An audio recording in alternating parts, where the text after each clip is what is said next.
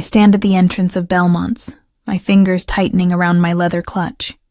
Through the amber glow of vintage chandeliers, I can see them laughing. Wine glasses held high in some private celebration. My family. The maitre d' smiles at me with practiced warmth. "Your name, miss?" Before I can answer, my mother's voice cuts across the dining room. "Oh, there she is, finally." Heads turn. I feel the weight of strangers' curious glances as I step forward, the quiet click of my heels against marble marking each step. My black dress is simple but well-tailored, the kind that whispers success rather than screams it. They've positioned themselves at the restaurant's finest table, the one with the view of the downtown skyline I once dreamed of being part of. Mother, cousin Lucas, his wife Brittany. The light catches the ruby pendant at my mother's throat, a gift from my father, before cancer took him during my sophomore year of college. I approach the table and stop, noticing immediately what they've chosen not to see. There is no chair for me. Lucas sprawls comfortably, one arm draped across the back of his chair, the other holding a glass of something amber and expensive. His smirk arrives before his words do. "This table is for family," he says, not bothering to lower his voice. "Go find a spot outside." The couple at the neighboring table pauses mid-conversation, their discomfort palpable. "Don't take it the wrong way, Jennifer." Brittany chimes in with sugar-coated venom. "Lucas is just joking." But he isn't, and we all know it. I say nothing, my face betraying nothing as I drag a chair from a nearby table. The legs scrape against the floor, the sound harsh against the restaurant's soft piano music. My mother doesn't meet my eyes. Helen Harrington, once the backbone of our family, now just another vertebra bent to accommodate Lucas's posturing. She fiddles with her napkin, smoothing imaginary wrinkles. "You're late," she says finally, as if my arrival 15 minutes early somehow disrupted their decades-long narrative. I settle into my mismatched chair. Traffic. I lie. The truth, that I sat in my car for 20 minutes debating whether to come at all, offers no strategic advantage. As I watch them clink glasses, a memory surfaces sharp and uninvited. 4 years earlier, my childhood bedroom stripped to bare walls. Cardboard boxes containing everything I owned stacked by the door. "This business idea of yours is just another phase," my father had said, leaning against the doorframe. Not angry, worse, dismissive. "You'll be back when reality sets in." I'd moved that day into an apartment so small, the kitchen table doubled as my first office desk. I worked 18-hour days, ate ramen heated in a microwave that sparked if you ran it too long, and built my company one client at a time. That first Christmas I'd called home. The sounds of laughter and clinking glasses had filled the background, as my mother explained they were just having a small gathering. When I wasn't invited to, when Rudy and Corp signed my first 6-figure contract, the validation that changed everything, I'd wanted to call them. Instead, I'd opened a bottle of champagne with my 2 employees and toasted to those who believe in themselves when no one else will. "Jennifer?" "Earth to Jennifer." Lucas snaps his fingers in front of my face. I blink, straightening in my chair. "Yes?" "We've been talking about St. Bart's," Brittany says, twisting her diamond tennis bracelet. "Lucas and I went in January. The Rothschilds were actually staying at our resort." I take a sip of water. 3 days ago, my mother's desperate phone call had broken our usual pattern of polite monthly check-ins. "It's been so long, sweetie. Everyone misses you." Her voice had carried that particular tone, the one that speaks more in its silence than its words. But loneliness is a powerful motivator, and some buried part of me still longed for a place at the family table. Now I see Lucas's new Rolex glinting as he gestures, a watch that costs more than the monthly rent for my first office space. Brittany's purse casually displayed on an empty chair, the designer logo prominently facing outward. Their conversation bounces from exclusive vacation spots to luxury purchases with the frantic energy of performers who've forgotten their next line. I don't participate, I watch. The waiter arrives with coffee, and I wrap my hands around the warm mug, observing the theater playing out before me. You know what? I'm splurging tonight, Lucas announces, tapping the menu decisively. The Wagyu Ribeye, and let's do the 2015 Bordeaux, he tells the waiter without looking up the price. Life's too short for cheap food. Brittany nods enthusiastically. Lobster for me, and maybe we should start with champagne. It's a special occasion. We should treat ourselves. One by one, they order the most expensive items on the menu, exchanging knowing glances when they think I'm not looking. My mother nervously fidgets with her napkin, complicit but uncomfortable. I hide my small smile behind my coffee cup as understanding dawns. Now I know exactly why I'm here. So then I told the Andersons that waterfront properties in this market are practically giving themselves away, Lucas says, swirling his wine with practiced nonchalance. They signed the paperwork that afternoon. 2 hours of carefully choreographed conversation that flows around me like water around a stone. Every time I open my mouth to speak, Lucas's voice rises half an octave, drowning out my words before they can take root. Nobody cares about work talk at dinner. He interrupts when I begin describing our company's expansion into the European market. His hand dismissively waves in the air between us. We're here to catch up on family stuff. Family stuff. As if I'm not family. As if my life's work is somehow less significant than his fabricated real estate victories. I take a measured sip of water, mentally documenting each slight.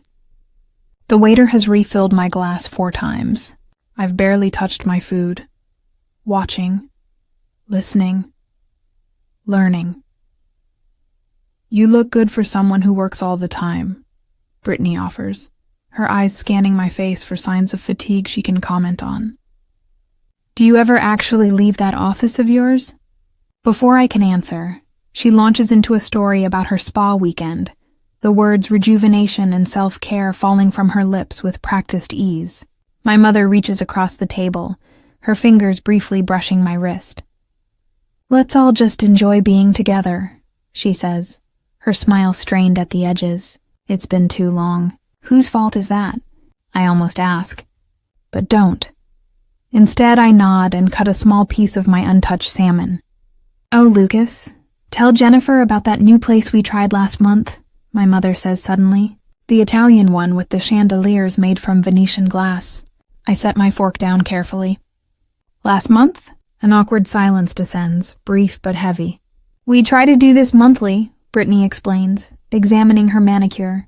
Family dinner. It's tradition. A tradition I'm just now hearing about, I say, the realization settling like ice in my stomach. Lucas clears his throat. Well, you're always so busy, running your little company and all. The diminutive stings exactly as intended. I straighten imperceptibly in my chair. Not too busy for family if invited. My mother's eyes dart nervously between us. More wine, anyone? Lucas seizes the opportunity to shift topics. Speaking of business, he leans forward, his Rolex catching the light. The market's been brutal lately. 3 deals fell through last week. He looks pointedly at me. Not everyone can be swimming in success. I recognize the play immediately. The suggestion of struggle, the implication of need. That Mercedes you were looking at might need to wait, Brittany says, placing a comforting hand on his arm. Such a difficult time to be making big purchases. She turns to me. I've been trying to find something to replace my Audi. But everything is just so expensive these days, even the base models. My mother nods sympathetically before adding, Jennifer has been so blessed financially with her business taking off like it has. There it is. The setup crystallizes before me, elegant in its simplicity. The expensive restaurant, the lavish orders, the stories of financial hardship followed by pointed references to my success. They didn't invite me to dinner. They invited my wallet. The waiter approaches with practiced timing, a leather-bound check folder nestled in his hands. Lucas catches his eye and nods slightly. The folder lands directly in front of me with a soft thud. I don't immediately reach for it. The silence stretches, heavy with expectation. Lucas finally says, leaning back with a triumphant smile. Thanks for dinner, Jennifer. You don't mind, right? We figured since you're doing so well. All eyes turn to me. My mother's fingers nervously twist her napkin. Brittany's smile is brittle at the edges. Lucas radiates entitled confidence. My phone buzzes in my purse. I retrieve it, glancing at the screen. Meeting confirmed for 9 p.m. We've locked in the Singapore contract. Celebrating at the office whenever you can make it, Diane. A picture forms in my mind. My business partner, Diane, who stayed until 3 a.m. helping me finish our first major proposal. Miguel from development, who brought me soup when I worked through a fever to meet a deadline. Sarah from legal, who believed in our vision enough to leave her corner office at a prestigious firm. People who saw my potential, celebrated my victories, supported me through setbacks. My chosen family. The contrast is stark and clarifying. Blood ties do not automatically confer loyalty, respect, or love. Those qualities must be earned, cultivated through consistent action and mutual regard. I pick up the check slowly, examining it with careful attention. The table collectively exhales, relief rippling across their features. My mother's shoulders relax. Lucas's smirk deepens. Brittany adjusts her designer purse, already moving on to her next thought. I set the bill down directly in front of Lucas. My voice, when it comes, is quiet but firm. I'm not your personal ATM. The silence that follows is absolute. Lucas's face flushes red. Brittany's mouth opens slightly, no words emerging. My mother is the first to recover. "Jennifer, honey," she says, her voice taking on the placating tone she used when I was a child having a difficult moment. "You can help them out a little, can't you? We're family. Family." The word hangs between us, its meaning twisted beyond recognition. In their definition, family means I give and they take. My success becomes communal property while my struggles remain solitary burdens. I meet my mother's eyes directly. "Yes, we are family, which is why I deserve the same respect you'd give to anyone else at this table." The trembling begins in Lucas's hands first, a slight vibration that travels up his arms as the reality of my refusal sets in. $2,000 of carefully cultivated entitlement crashing against the seawall of my quiet dignity. I stand gathering my purse, not in anger or haste, but with the deliberate movements of a woman reclaiming her worth one boundary at a time. Have you ever had to stand your ground against family members who tried to take advantage of your success? What words did you use to set boundaries? The bill sits between us, leather-bound and imposing. $2,200 for a single dinner. Lucas stares at me, his face gradually shifting from smugness to disbelief as I make no move toward my purse. The flush begins at his collar and climbs upward. Snitch ekes an angry crimson. "You can't be serious." His voice rises, drawing glances from neighboring tables. "You make more than all of us combined." I take another sip of my coffee, savoring its bitter warmth. That's irrelevant to who ordered what. Brittany leans forward, the sweetness in her voice curdling. "We wouldn't have ordered all this if we knew you'd be so petty about it." Her designer bracelet catches the light as she gestures toward the untouched dessert plates, the half-empty wine bottles. My mother touches my arm, her fingers trembling slightly. "Maybe we can split it somehow.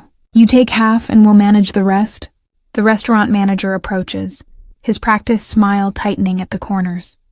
"Is everything all right here?" I couldn't help but notice some concern. His gaze flicks between our tense faces and the untouched bill, professional concern barely masking discomfort. Beneath my calm exterior, emotions crash against each other like storm waves. Anger, disappointment. A strange, unexpected grief for what this family could have been. "We've been planning this dinner for weeks," Lucas finally admits, his voice dropping to a harsh whisper. "You never return Mom's calls.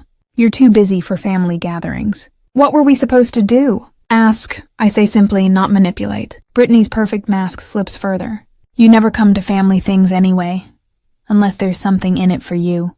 The accusation hangs in the air between us, heavy with irony she doesn't recognize. "When have I ever been genuinely invited?" I counter quietly. "The last 3 Christmases. Dad's memorial service anniversary. Your housewarming. I was there alone, while everyone else brought partners and barely acknowledged." Mother dabs at her eyes with her napkin. "We just thought you wouldn't mind helping out the family," she whispers, tears welling. "Things have been difficult. I didn't know how else to ask you." "Difficult how?" I press, already suspecting the answer. Lucas and Brittany exchange glances. "I lost my job 3 months ago." Lucas stares at his plate, the admission clearly costing him. The real estate market tanked and our firm downsized. He's been looking everywhere, Brittany adds quickly. But we have appearances to maintain. You understand that. I think about the Rolex on his wrist, the European vacation photos Brittany posted last month, the designer purse preening on its own chair. Our credit cards are maxed out, Brittany confesses, her voice barely audible. All of them. The picture clarifies, maintaining the illusion of success while drowning in debt. And I'm the designated life raft. I remember my 8th grade science fair winning first place with a solar energy project I built myself. My parents didn't attend. They were celebrating Lucas passing algebra with the minimum grade required. My high school graduation, where my valedictorian speech received polite applause from my family, followed by excessive fawning over my cousin's acceptance to a state college with a C average. Working 2 jobs to put myself through college while they posted family vacation photos from Cancun. Sorry you couldn't join us, Jennifer, but we know how dedicated you are to your studies. The Christmas after I started my business, when Lucas loudly proclaimed to the extended family, Jennifer's playing entrepreneur now. Let's see how long until she comes back to the real world. Holiday gatherings where I arrived alone because work consumed my life, while they brought significant others who were welcomed immediately. Family dinners, where my growing business successes were deliberately ignored, changed to other topics with practiced smoothness. Remember Thanksgiving 2 years ago? I asked quietly. Lucas looks confused by this apparent non sequitur. I had just landed the Westfield account. It doubled my company's revenue overnight. When I mentioned it, you said, and I quote, "Nobody wants to hear about your little company at dinner, Jennifer." That was just a joke, he mutters, but his eyes slide away from mine. And Mom's 4th of July barbecue last summer, when I mentioned we'd expanded to a new office downtown, you told everyone I was trying to sound important and changed the subject to Brittany's new car. Mother shifts uncomfortably, never having defended me against these slights. And now my little company makes me worth asking for money. I tap the bill with one finger. Interesting timing. The manager returns, his professional demeanor intact, but purpose clear. I apologize for the interruption, but we have other guests waiting. We'll need to resolve the bill soon. His polite words carry firm urgency. Lucas's frustration boils over. Fine, you've made your point. Just pay half. Brittany frantically taps at her phone, evidently messaging friends for emergency loans. From her increasingly panicked expression, the responses aren't favorable. Nobody's answering, she hisses at Lucas. Lucas pulls out his wallet, flipping through it with growing desperation. A membership card, a driver's license, a single $20 bill. Mother opens her purse, hands trembling, as she searches for a credit card they all know is already maxed out. The manager shifts his weight from one foot to another. We'll need to resolve this bill now, please. My mother pulls out a checkbook so rarely used the cover is still pristine. Jennifer, please, she whispers. Just this once. I think about all the just this once moments that would inevitably follow. The gradual erosion of boundaries. The entitled expectations that would grow with each concession. You ordered it. You pay for it, I say, meeting each of their eyes in turn. I'm only responsible for my coffee. I place a $10 bill on the table. $4 for my coffee, $6 for the server who has to witness this family drama. Lucas grips the edge of the table. You'd really let your own mother be humiliated in public? No, I answer, the word sharper than I intended. But I'd let adults face the consequences of their choices. What price would you put on self-respect? As I look at the $2,200 bill, and the family who plotted for weeks to manipulate me into paying it, I realize I already know my answer. You'll regret embarrassing us like this, Lucas hisses, leaning across the table until I can smell the expensive bourbon on his breath. His voice is low enough that nearby diners won't hear the words, but loud enough to ensure everyone at our table does. The veneer of family warmth has vanished like morning dew under a harsh sun. Brittany's eyes well with tears, perfectly timed. 2 drops slide down her cheeks, leaving trails through her foundation, but somehow not disturbing her mascara. I can't believe you do this to your own family, she says, her voice catching on the word family with practiced precision. After everything we've done for you, Mother fidgets with her ruby pendant, twisting it back and forth on its chain. The pendant catches the light with each nervous movement, sending small red reflections dancing across the crisp white tablecloth. Jennifer, please, she says, not meeting my eyes. After everything we've done for you, the phrase hangs in the air between us, a question without a question mark. I search my memory for what exactly they've done for me beyond offering conditional love with strings attached like puppet masters. The unified front they presented just minutes earlier, their smug certainty that I would cover this extravagant bill, begins to crack like thin ice under too much weight. Lucas pulls out his wallet and slaps down a credit card with theatrical confidence. The manager runs it through the machine, then returns with a tight smile. I'm sorry, sir, this card has been declined. Lucas's face flushes. He produces another card, then another. Each time, the manager returns with the same apologetic expression. Brittany digs through her designer purse, her fingers trembling slightly as she hands over her own card.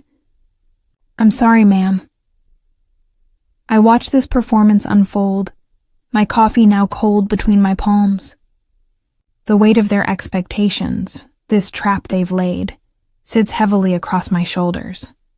But as they scramble to solve a problem entirely of their own making, something shifts inside me. I place a $5 bill on the table beside my untouched coffee cup. For my coffee, I say, adding another 20 and a tip for our server. 3 pairs of eyes swing toward me, each revealing a different flavor of desperation. Lucas opens his mouth, but I meet his gaze with such steady calm that his words die before reaching his lips. I'm just letting everyone take responsibility for their own choices, I say, looking at each family member in turn, my voice neither angry nor satisfied, simply resolved. We all make decisions. We all live with the consequences. I gather my purse and stand. My shoulders, which have been tight with tension since I first walked into Belmont's, suddenly relax. I feel taller, straighter, as if I've put down a burden I've been carrying for years. The manager clears his throat. Perhaps there's someone else you could call for assistance with the bill. Lucas's nostrils flare as he pulls out his phone. He steps away from the table, his back rigid as he makes a call that clearly pains him more than any physical injury could. Brittany's fingers fly to her wrist, unclasping her tennis bracelet with frantic movements. She begins removing earrings next, piling the jewelry in front of her as if preparing for a pawn shop visit. Jennifer. My mother rises, following me as I step away from the table. Her voice drops to a whisper. Please reconsider. Just this once. We can work something out later. I turn to face her. For the first time tonight, her expression contains genuine emotion, rather than social performance. Fear lurks in the lines around her eyes. Not just fear of the bill, but fear of losing me. This isn't about money, I say gently but firmly. It's about respect. I won't be used. Not even by family. Especially not by family. She flinches as if I've slapped her, but the words needed to be said. I catch my reflection in the restaurant's ornate mirror as I turn. The woman looking back at me stands straight, her eyes clear and certain. For the first time all evening, perhaps for the first time in years, I recognize myself completely. Tomorrow I'll sit with my team, people who value my ideas, who collaborate rather than manipulate. People who've earned my trust through consistent respect rather than assumed it through genetic connection. As I reach the door, my mother's hand catches my elbow. Please don't leave like this, she says, her voice smaller than I've ever heard it. Her eyes, so like mine in color but not in conviction, search my face for mercy.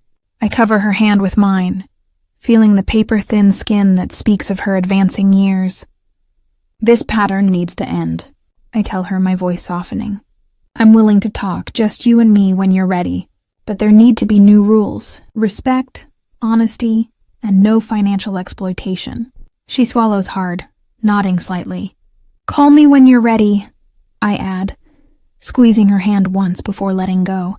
I push through the heavy glass door of Belmont's and step into the cool night air.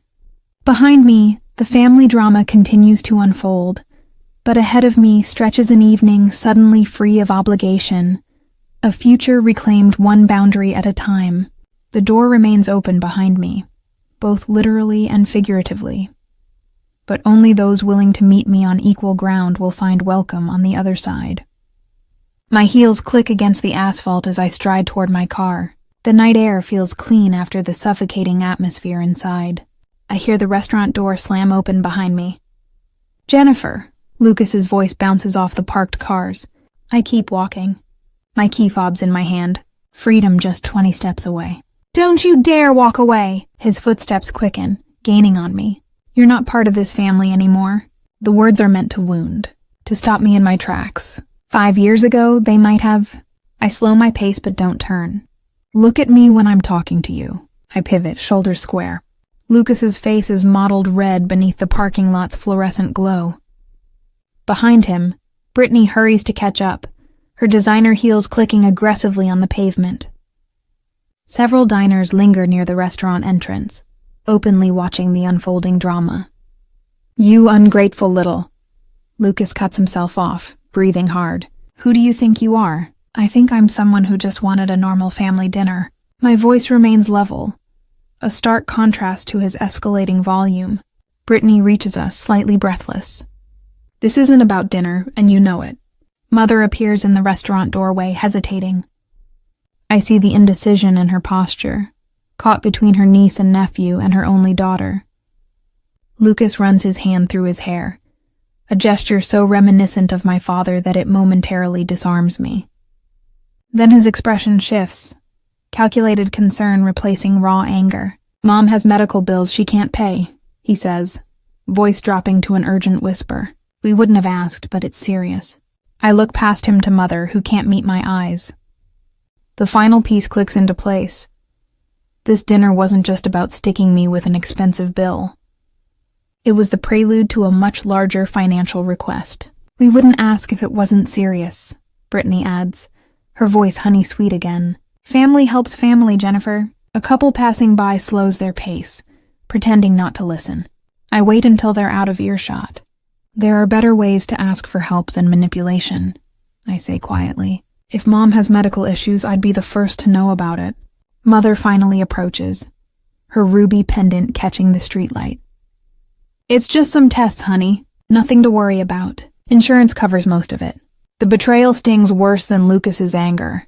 Mother was in on this scheme from the beginning, using her health as a bargaining chip. I take a deep breath, weighing decades of family history against this moment. "Mom, if you have medical needs, we can discuss that privately. I'm willing to help with legitimate expenses." "See?" Lucas bursts in. "She can afford." I lift my hand, cutting him off. "I wasn't talking to you." Brittany steps forward. "We're all family here." "Supporting family doesn't mean enabling bad behavior," I reply. "Showing up tonight and discovering you plan to use me as your personal ATM isn't how family treats each other." I reach into my purse and extract a business card, holding it out to Mother. She takes it with trembling fingers. "Call me tomorrow. Just you," I tell her. Then I turn to Lucas and Brittany. "Figure out your own bill tonight." "You can't be serious," Brittany sputters. "I am, and if Mom wants to discuss her medical situation honestly, I'll consider helping. But I won't be manipulated again." I turn to leave, the weight of their stares heavy on my back. "You think you're better than us now?" Lucas shouts, his voice echoing across the parking lot. I pause, considering his question. Am I? With my successful business and financial independence, it would be easy to think so. But that's not it at all. I glance over my shoulder. No, just different, and that's okay. The simple truth lands like a stone dropping into still water. Lucas's mouth opens and closes without sound. Beside him, Brittany sinks onto a nearby bench, her facade completely shattered. All the energy she'd put into maintaining appearances drains away in an instant. Mother stands frozen between us, her gaze darting from me to Lucas and Brittany. I see the silent calculation in her eyes. Follow her daughter or stay with her niece and nephew. The tableau we create is illuminated by headlights as a car pulls into the lot, briefly spotlighting our family drama for all to see. "Jennifer, please," Mother whispers, but doesn't move toward me. I nod once, accepting her choice without comment. My number's on the card. As I walk to my car, I don't look back. The sharp night air fills my lungs with each breath, and I realize I'm not sad. I'm relieved. For the first time in years, I've spoken my truth without apology. My hand doesn't shake when I unlock my car door. The woman reflected in my window looks steady, unbroken, different, not better, and finally at peace with that distinction. Inside the safety of my car, I allow myself one deep, shuddering breath before turning the key in the ignition. As I drive away from Belmont's, I leave behind more than an unpaid dinner bill. I leave behind the weight of expectations I never agreed to carry. Tomorrow Mother may call or she may not. Either way, I'll sleep soundly tonight. I stand at the wall of windows in my office watching the city awaken beneath me. 3 months since Belmont's. 3 months of reclaiming what family means. The morning light catches on the framed photo on my desk. Me at 22. Exhausted but determined. Sitting at that kitchen table that doubled as my first desk, I touch the frame lightly, a silent acknowledgement of how far I've come. Jennifer Maya, my operations director, appears in the doorway. Team's ready when you are. I follow her into our conference room where 6 faces turn to me with something I never found at that restaurant table. Genuine respect. Let's begin, I say, and the meeting flows with the practiced rhythm of people who value each other's contributions. No one speaks over anyone else. No one belittles ideas. We build together, brick by thoughtful brick. This is what I've built. Not just a business, but a community. 1 sugar, right? Mom asks, sliding the coffee across the cafe table toward me.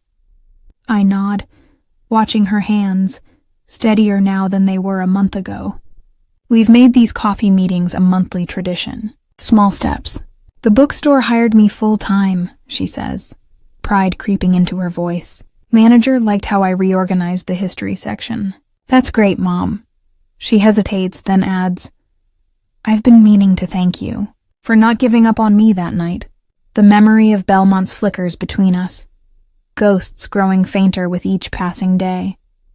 I'm learning too, I admit, about where to invest my energy. Last week, Mom joined us for my birthday dinner, not at some ostentatious restaurant, but in Eliza's backyard. My friend since college, Eliza had strung lights across her patio and cooked my favorite lasagna. Mom brought homemade brownies and fit seamlessly into the evening, laughing genuinely at Jordan's terrible jokes and listening to Kim's stories about our early business struggles. For the first time, I saw her without the shadow of Lucas and Brittany looming over her. Lucas took a job in Hartford, Mom mentions casually as we walk through the park the following Sunday. Something in sales. Smaller salary, but he seems, lighter? I nod, not surprised. We've kept our distance, but through Mom I've heard snippets. Brittany's Instagram no longer features designer labels and exotic locations, but home-cooked meals and local hiking trails. Their fall was hard but necessary. He asked about you. Mom adds tentatively. When he's ready for an honest conversation, he knows how to reach me. I've made peace with the timeline being out of my control. Some relationships heal, others remain broken. Both outcomes are acceptable. That evening, the aroma of garlic and rosemary fills my kitchen as friends move around the space with comfortable familiarity. Mom arranges her homemade rolls in a basket, contributing rather than expecting. Wine's open, calls Eliza, pouring generously. We gather around my table. Not the expensive mahogany Lucas would choose, but a warm cherry wood that bears the gentle scars of dinners past. Each mark tells a story of laughter, of tears shed in safe company, of midnight brainstorming sessions.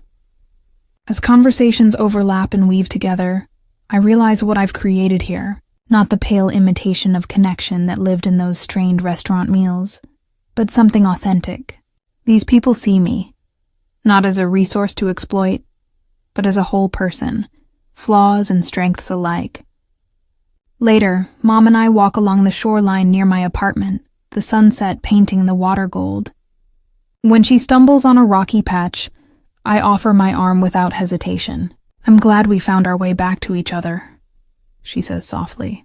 I help her navigate the uneven ground, supporting without carrying. Family isn't who you're born to, I tell her. It's who you choose to become together.